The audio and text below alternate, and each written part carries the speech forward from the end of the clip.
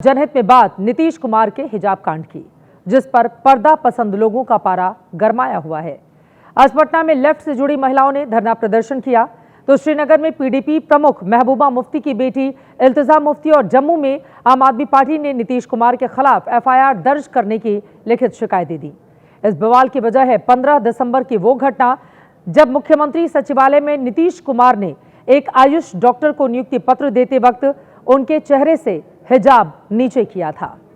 नीतीश कुमार ने ऐसा क्यों किया, उनकी मंशा क्या थी, इसके बारे में वो खुद ही बेहतर बता सकते हैं, लेकिन उन्होंने जो किया इस पर भारी बवाल मचा हुआ है।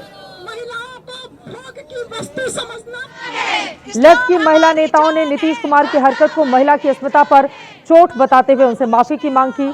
पटना में हुई इस घटना पर सबसे ज्यादा राजनीति कहीं हो रही है तो वो जम्मू कश्मीर में, जहां पीडीपी बेहद मुखर है, खासकर पार्टी प्रमुख महबूबा मुफ्ती की सियासी वारिस इल्तिजा मुफ्ती।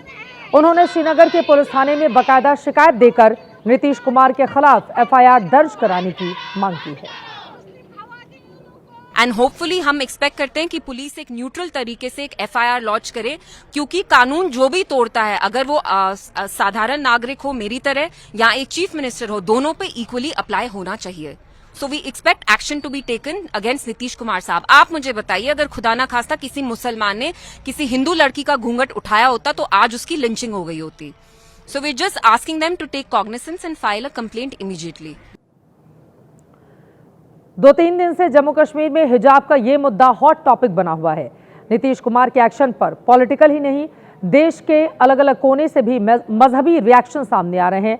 इस पर आज ही जुमे की नमाज के बाद श्रीनगर की जामा मस्जिद के मुख्य इमाम और अलगावादी संगठन हुर्रियत कॉन्फ्रेंस के अध्यक्ष मीरवाइज उमर फारूक ने हिजाब को मुस्लिम महिलाओं की मजहबी मर्यादा का प्रतीक बताया। नीतीश कुमार से माफी की मांग की।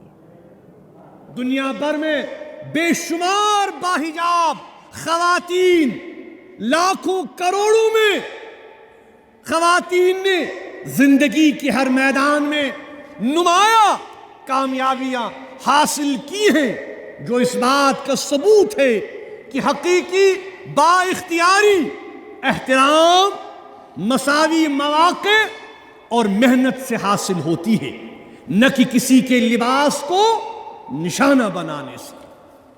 हम समझते हैं कि अखलाकी जिम्मेदारी का तकाजा है कि बिहार के वजीर आला को इस अमल पर माफी मांगनी चाहिए। एक तरफ मजहबी चेहरे हिजाब को मुस्लिम महिलाओं की पहचान से जोड़ रहे हैं, तो दूसरी तरफ बीजेपी के मुस्लिम नेताओं के बीच से मांग उठी है कि हिजाब पर प्रतिबंध लगा देना चाहिए। हालांकि जेडीयू अपनी सहयोगी के इस मांग से सहमत नहीं है।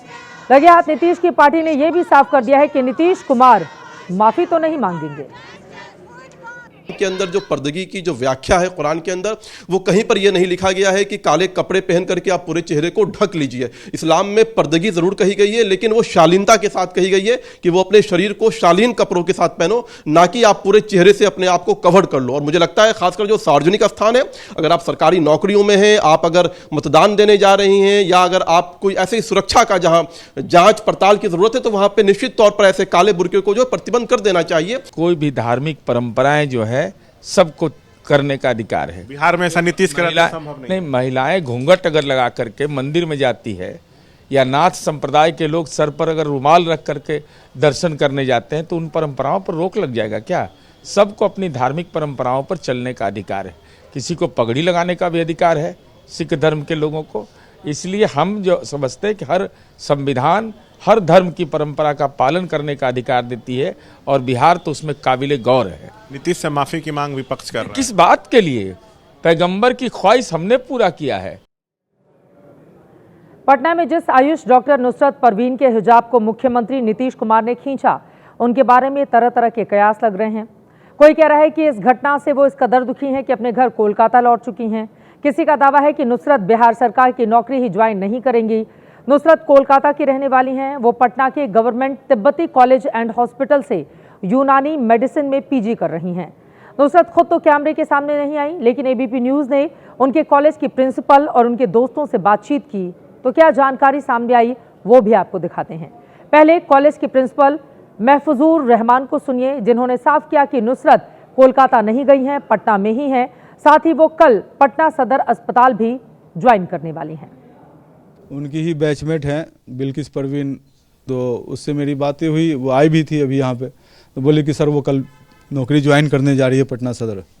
और जहाँ तक जो है कि ये जो बयान आ रही है मीडिया में कि मुख्यमंत्री ने नकाब खींचा, बल्कि जब एक सटा हुआ इंसान होता है, एक दूसरे से अटैच होता है या करीब क्या कहते हैं नज़दीक होता है, तो बातों बातों में कह देता है कि यार तुम कैसा कपड़ा पहने हो, तो छू देता है कि देखो तुम्हारा कपड़ा अच्छा नहीं है। तो उसी तरह से उसका चेहरा जब कवर्ड था तो मुख्यमंत्री ने कहा कि भाई अरे क्या तुम मुंह ढकी हुई हो, देखो तुम्हारा साथी सब जो है कि हंस रहा है, खेल रहा है, सेल्फी ले रहा है, तो तुम अपना चेहरे से जो है कि हटाओ, खोलो चेहरा। तो ये बातें हुई है, ना कि उसको जो है कि इस्लाम से या हिंदू मुस्लिम से या लड़कियों का जो है होता है कि उसको नीचा दिखाने के नियत से ये सब नहीं किया गया है। तिब्बी कॉलेज के प्रिंसिपल हैं, महत्वपूर्ण बात उनकी ओर से कही गई। ये government Tibbi college and hospital Patna के प्रिंसिपल का पक्ष रहा। अब आप इस कॉलेज में पीजी फाइनल ईयर की स्टूडेंट सकीना बानो की भी बातें गौर से सुनिए, जिनके मुताबिक नुसरत को उन्होंने बगैर हिजाब के पहले कभी नहीं देखा। कि नुसरत मेरी जूनियर थी और इतना तो मतलब कांटेक्ट नहीं था, लेकिन हम जब भी मिलते थे तो बहुत अच्छे अखलाक के साथ, बहुत अच्छा नेचर था, अच्छे से कोऑपरेट भी करती थी, अच्छे से मिलती जुलती थी, पढ़ने में बहुत अच्छी थी, पीजी में भी उनका हुआ और उसके बाद अब जॉब में भी हो गया था, तो बहुत अच्छी थी। अच्छा सकीना जी हमेशा हिजाब में ही आती थी? हाँ, हमेशा उनको हिजाब में ही देखा था मैंने, फेस मैंने भी नहीं देखा क्योंकि मेरे बैच में तो थी नहीं, मैं सीनियर थी, तो जब भी बाहर मिलते थे या ओपीडी में मिलते थे तो उनको हमेशा मैं हिजाब में ही देखती थी। हिजाब पहनना या न पहनना ये किसी भी मुस्लिम लड़की या महिला की पसंद का विषय है, लेकिन ये सवाल भी छोड़ा जा सकता है कि क्या हिजाब हर जगह जरूरी है? क्या धार्मिक पहचान का प्रदर्शन आपके काम की पहचान से भी ऊपर है? नीतीश के इस तरह हिजाब हटाने का परवीन पर क्या असर हुआ, ये तो जब मीडिया के सामने आएंगे वही बता पाएंगी। लेकिन हिजाब पहनने वाली दूसरी महिलाएं क्या सोचती हैं, उन्हें भी सुन लीजिए। कोई गले में डोरी डालते, कोई तिलक लगाते, तो हम किसी के बारे में बात करते क्या? तो उसी हिसाब से आप हिजाब के बारे में सियासत नहीं करना चाहिए। हम हिजाब में रह के हम जॉब कर रहे हैं, ग्रेजुएशन है, स्टाफ नर्स है, हमको कोई ऐसा नहीं है कि किसी का दबाव में आके हम हिजाब पहने ना, माशरे से है, ये हमारी खुद की मर्जी है, ये विल है और इसमें हम अपने आप को सिक्योर फील करते। वो चाहे से पल्लू लेके काम करे या हिजाब पहन के काम करे या स्कर्ट पहन के काम करे, वो उसका चॉइस है, वो कंफर्टेबल उस चीज को कर रही है, उस वर्क को कर रही है, तो उसका चॉइस है। बिना परमिशन किसी गर्ल को टच नहीं कर सकते। अनिवार्यता ना हो, बट ये भी ना हो कि अगर जिसने पहना है तो उसका खींच खींच कर उतार दें आप, या उसे जलील करें या उसे बेइज्जत करें उसको लेकर, या उसे ये दिखाएं कि तुम्हारा समाज बहुत बैकवर्ड है, क्यों पहन रखा है इसे, आप आगे नहीं जाओगे इसको पहनकर। इन बच्चियों की बात बेहद अहम है, लेकिन सवाल यह है कि क्या हिजाब पहनकर, पूरा चेहरा ढककर आप किसी का इलाज कर सकते हैं? जो मरीज आपके सामने आता है, बीमार होता है, वो आपके चेहरे, उसके एक्सप्रेशन से अपने आप को देखता है। जब आपके चेहरे पर हिजाब रहेगा तो उसको कैसे पता चलेगा कि सामने वाला जो इलाज कर रहा है वो कौन है? हिजाब को लेकर संविधान में वैसे तो पहनावे के अधिकार का अलग से कोई उल्लेख नहीं मिलता है, लेकिन अनुच्छेद 21 हमें जीवन और व्यक्तिगत स्वतंत्रता का अधिकार जरूर देता है। किसी भी तरह के कपड़े पहनने का अधिकार व्यक्तिगत स्वतंत्रता में ही आता है। अनुच्छेद 19(1)(a) हमें अभिव्यक्ति की स्वतंत्रता देता है और अपने पहनावे का चुनाव करना भी अभिव्यक्ति का ही एक रूप है। संविधान का अनुच्छेद 25 धर्म की स्वतंत्रता प्रदान करता है। यह धर्म को मानने, उसका पालन करने, उसका प्रचार करने के अधिकार की रक्षा करता है। धर्म के मुताबिक कोई खास पहनावा जैसे हिजाब धार्मिक आज़ादी का ही हिस्सा है, लेकिन जब हम सार्वजनिक जीवन में जाते हैं, जब हम किसी नौकरी में जाते हैं, जब हम किसी भी जगह नौकरी कर रहे होते हैं, तो वहाँ की भी अपनी एक मर्यादा होती है और उसको धर्म की आड़ में ढकने की ज़रूरत भी नहीं होनी चाहिए। तर्क की कसौटी पर कुछ बेसिक सवाल भी लेकिन आ जाते हैं। हमारी एयरफोर्स में मुस्लिम महिला पायलट हिजाब पहनकर प्लेन उड़ाना चाहें तो क्या ये संभव है? क्या महिला पुलिस बुर्का पहनकर ड्यूटी पर जाना चाहें तो ऐसा संभव है? ये तो माई चॉइस में ही आएगा, जैसा कि बाकी लोग दावा कर रहे हैं। क्या एक मरीज को पता नहीं होना चाहिए कि जो डॉक्टर हिजाब पहने बैठी हुई हैं वो कौन है? क्या वो वही हैं जिनको वो दिखाने के लिए आई हैं या फिर कोई और महिला उनका इलाज कर रही हैं? मैंने 3 दिन पहले इसी खबर पर कहा था कि सहज और सरल होने के साथ सतर्क रहना भी अच्छा होता है, लेकिन 50 साल के सियासी तजुर्बे के बावजूद नीतीश कुमार अंदाजा नहीं लगा पाए कि उन्हें सतर्क भी रहना था। ताज़ा खबर यह है कि नीतीश को आज नालंदा में राजगीर महोत्सव का उद्घाटन करना था, लेकिन उनका कार्यक्रम रद्द हो गया। मुमकिन है सफाई देने से वो बचना भी चाहते हों, क्योंकि उनका पक्ष उनकी पार्टी पहले रख चुकी है। फिर भी नीतीश पर एफआईआर दर्ज कराने की रेस शुरू हुई है। इसीलिए बता देते हैं कानून की कौन सी धाराएं उनके आड़े आ सकती हैं।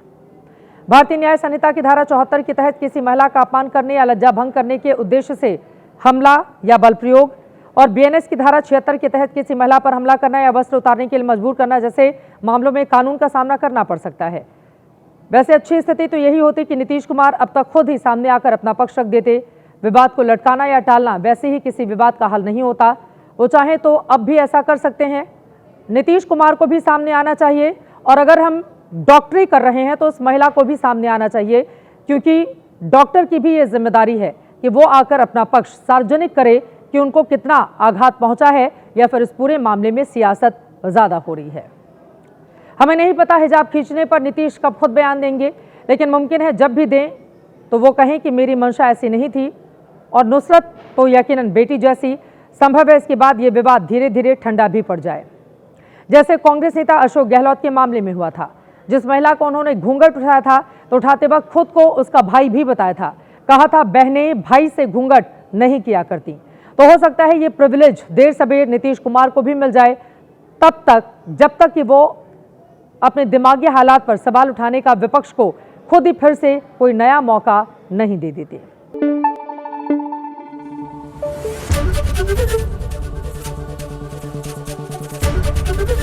एबीपी न्यूज आपको रखे आगे।